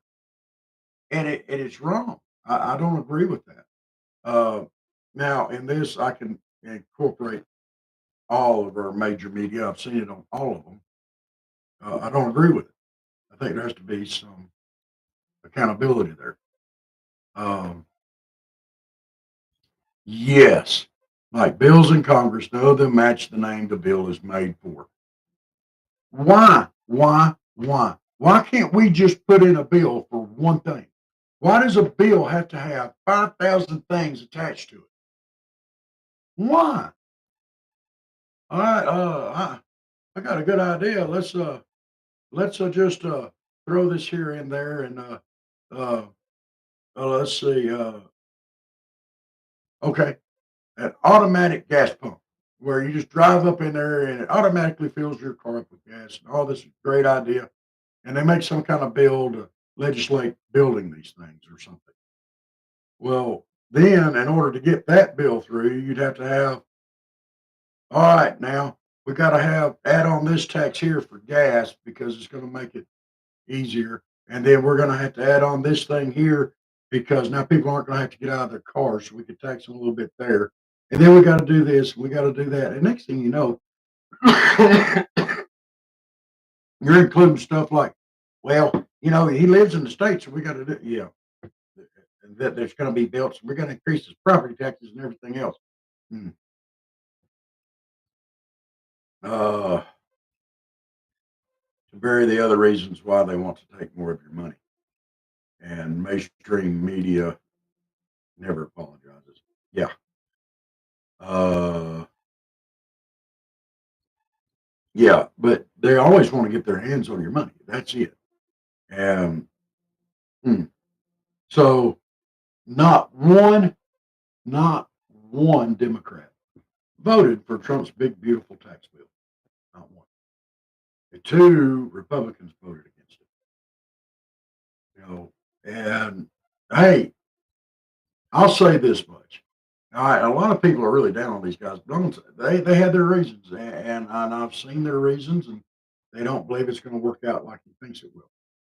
They voted their conscience. Now I don't have a problem with that. I do think that uh, in the long haul, that you have to vote your conscience. You know, and it's going to hurt them probably. I'm not saying it will for sure, but it could hurt them politically because a lot of people are not wanting Trump bucked right now. Um, but we'll see what happens. That's one of those things we'll see. Yeah, if I were them, I'd say, hey, I voted my conscience, and if I'm wrong, I'll tell you I was wrong. You know, but I had to vote my conscience. There's nothing wrong with that. I don't think. But you mean tell me there was not one Democrat out there that could see any common sense with this at all? Not one. This country has nothing to do with politics anymore. The only politics that we have, and the only thing people care about, is what uh, party that they're a part of. You're probably right. They probably do need to be primary. But, but nowadays, this whole country is not about debate. It's not about compromise. It's got to be all one way or all the other. You can't have, there's no middle ground anymore. Nobody's interested in the middle ground. Nobody's interested in compromise. That's why, that's one of the things why Trump is so successful in his dealings and stuff like that. It's because he's willing to go out there and make a deal with somebody. He's willing to go out there uh, and say, hey, he's willing to go out there and compromise. He's willing to. He is willing to go out there and compromise. That's why he is successful. No, most people are not. You know, you're right. They don't vote for the good of the people more just for their party. Thank you, Miss Kay. Appreciate that. What my fingers is making? She's making all kind of noise. Mama, okay? Dave.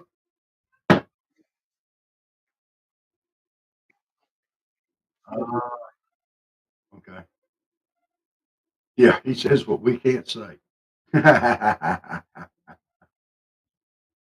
You better be careful because if he says dim the lights, you fix to get a foot in your butt. That was a guy from South Africa figured that out. Dim them lights. That was, I don't care. That was one of the most amazing things ever.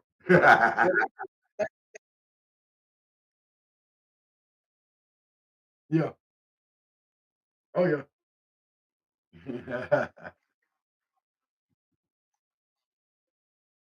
Oh, yeah.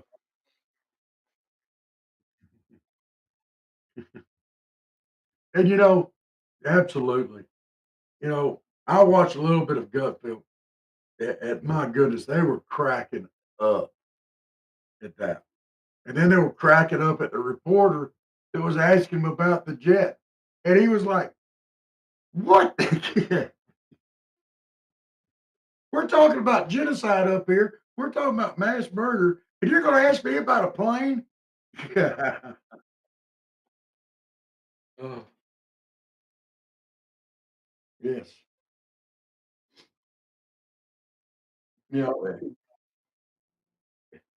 And these media people are so, all right, look, I'm going to go ahead and say it. They're so dumb, they can't even realize that Trump probably was sitting up there waiting on somebody to ask him about that jet.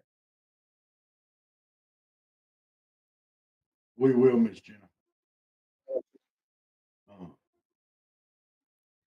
well, you know what?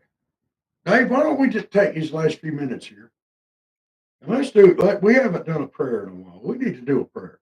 We haven't done one in a while, and let's hit a prayer real quick. Okay.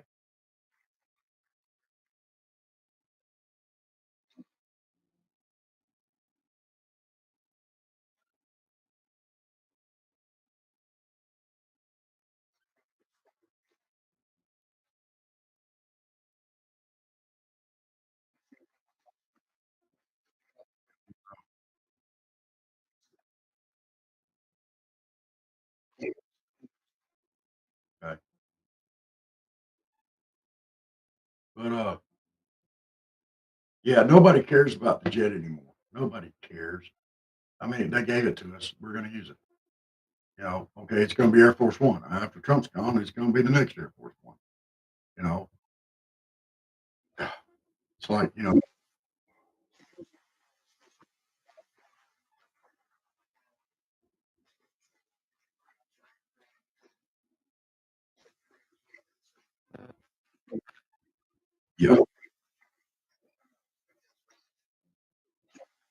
yeah. All right. Start off there.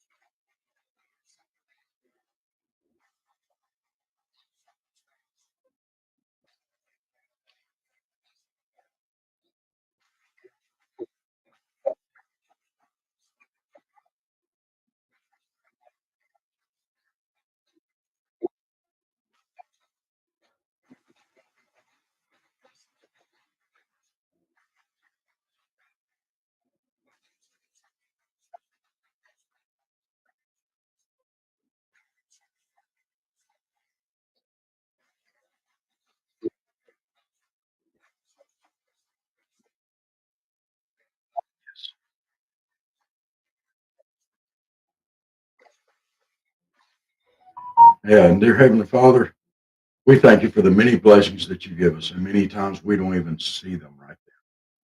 But we know that you are in charge, and you are the great healer, and all these that are sick, Jen's mom, Mr. Jerry, Michael, uh, everybody, be with them. Be with me tonight, please, because I'm still sick. And be with me while I'm going to Florida and keep me safe. If I see a shark, I'm going to go out there. But especially going into this weekend, dear Heavenly Father, let's remember our fallen, the ones that have gone before us. Be with their families, give them peace. This is a day of remembrance, and help us keep that in the forefront of our minds as we go throughout this weekend. And dear Heavenly Father, we want to especially pray for our country tonight. We're going through a lot of changes. We've got anti-Semitism. We've got hate flowing. Help us to do our part to help curtail that. Dear Heavenly Father, we ask you for all, and we thank you for all in Jesus' precious name. Amen.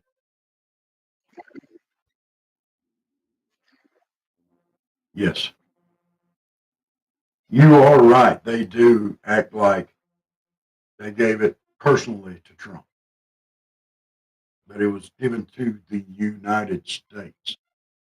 Uh, uh, not like he's going to take it with him when he leaves office.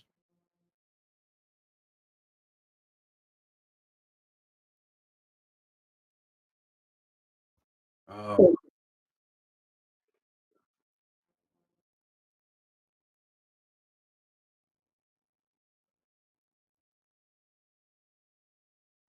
we are happy to. Yes, and it prayer is good for everybody. You know, and I firmly believe that. Uh, so you're not a religious man, but it we're not perfect. We're human. I'm definitely not perfect. I've got my share of flaws, but mm, you know, talking to the Lord does a lot for people. Uh, the jet belongs to the Air Force. Yeah, yeah. So it doesn't belong to him. He's not taking it with him when he leaves. Oh, that would be cool.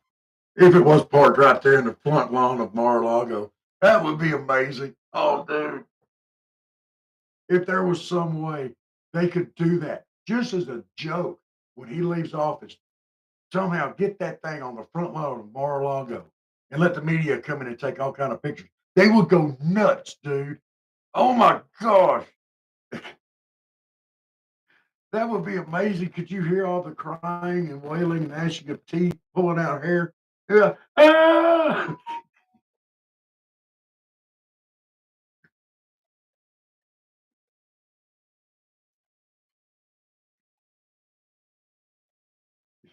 Yeah.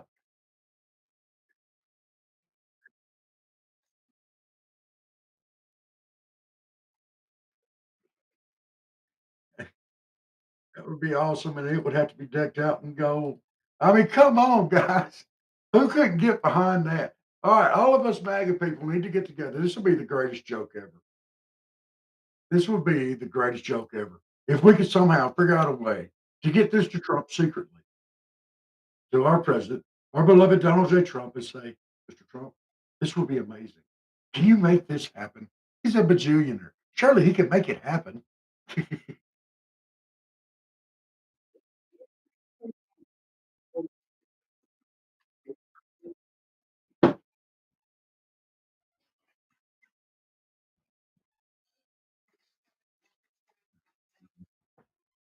He could get that one from the congressman.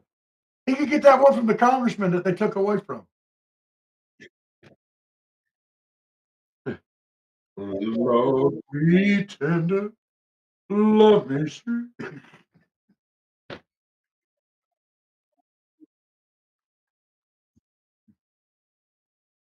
But don't be cruel to a praise that's true.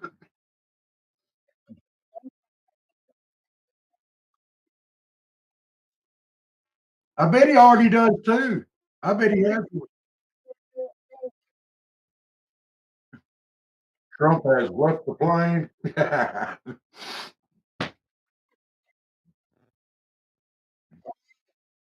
Oh my gosh. Oh, are you? You ain't up for a hound dog?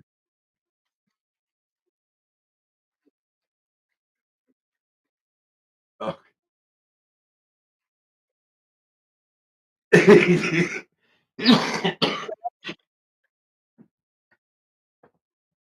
We've got to make this happen. Oh, if he could get out of a garbage truck wearing that and then go board the plane with it decked out in gold and spotlights going everywhere.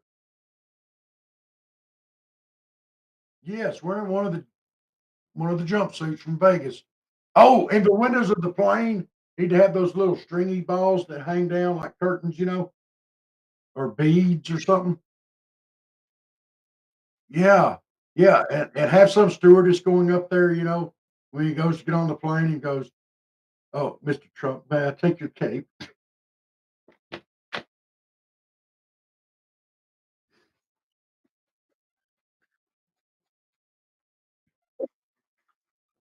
Oh my gosh. Oh my gosh. That's why we need capes. I'm telling you, we need capes, Dave. Be like, ugh, hold his cape up like this here. Yes. We need capes. James, tell him we need capes. We need capes.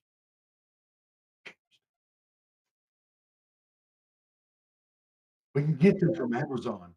We need capes. Y'all tell Dave we need capes.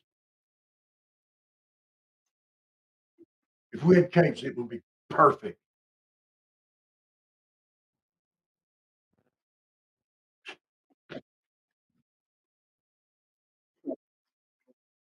at the White House.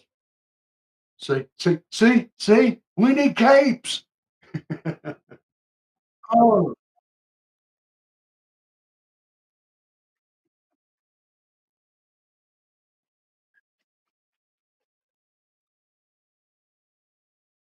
oh my goodness. Hey, Biden need one for his house too. Ladies and gentlemen, here at the nursing home, Biden has left the house and we need to find him.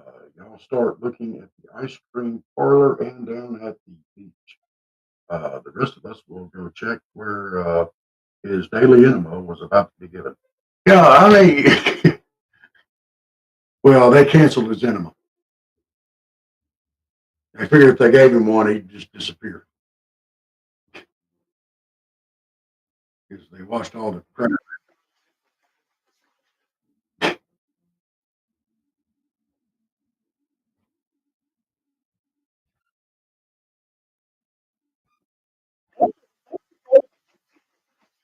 Yeah,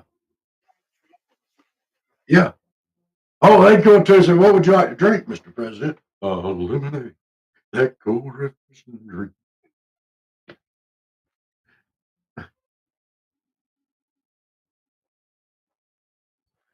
Oh,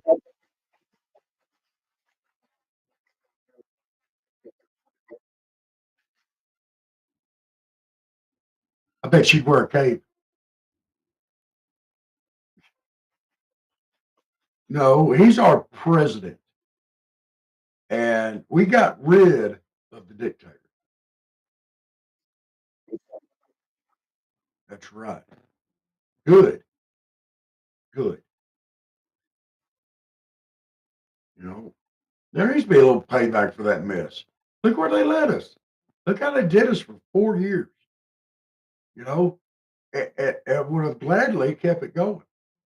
You know, I'm just saying this has got to be fixed, and I'm glad they're working on getting it fixed, and that there's been no retribution yet. That's what's getting me. That is the only thing that annoys me. They haven't done anything to investigate, or there's been no charges filed. There's been nothing. There's got to be something. There's got to be. Oh, mm. I hope those auto pen stuff goes through, and and then it comes out that those pardons were legal. Mm. But she already dressed in mafia wife clothes. No, she don't. I can show you mafia wife clothes. Hang on a sec. Oh,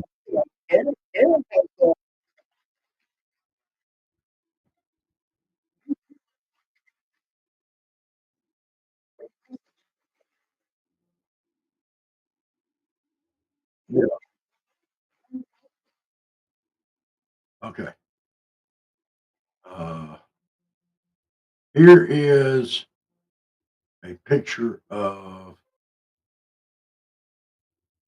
mafia.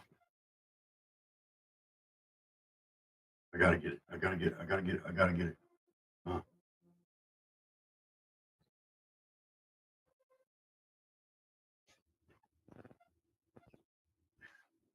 oh, come on now. The Hillary pantsuit, that is orange. That is her favorite color, too. Look at this. Oh, oh, never mind. Here's a montage of her famous pantsuits. Oh, that's sick. I'm sorry, guys. Let's take that off here. I got to, look. I think I threw up a little. I went too far, Dave. Oh, I'm sorry. I'm sorry, everybody. Oh my gosh, everybody just left. But okay. Uh, well, it is 10 o'clock after 10. I've got a lot to do still tonight. Get ready for tomorrow, so I can take off to get my toes warmed up in some sand somewhere. Uh, I may try to pop in at some point in time, either tomorrow night or Saturday night. I'll call you and let you know. Thank you, Miss Janet. I am going to do my best. Supposed to, yeah, yes,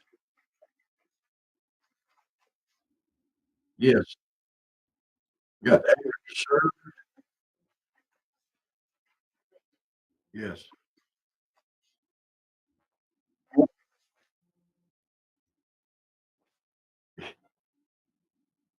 Who you talking about, Hillary? Heck no. She was probably wearing pinstripe or something, or maybe she was wearing that color because she thinks that some stuff might come out and she might wind up and have to wear that color every day. That would be cool. But yeah, y'all follow Kim's Coffee Talk, Half Pine Porch, uh, Empty Pockets Podcast. Yeah, give them a follow. Uh, yeah, y'all say a prayer for me on my trip. Get down there and get back safe. And Dave, y'all keep Miss Lynn safe this weekend.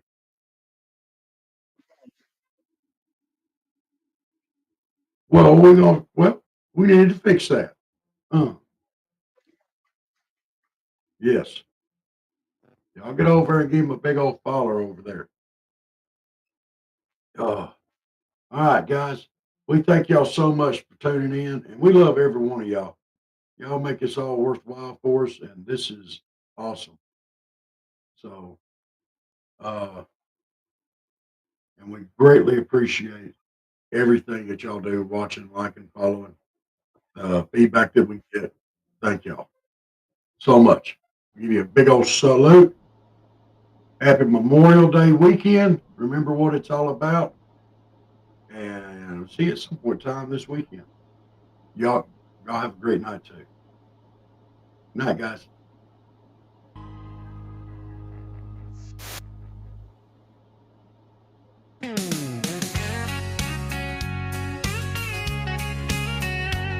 Well, it's time to sit down, grab a sweet tea in your hand.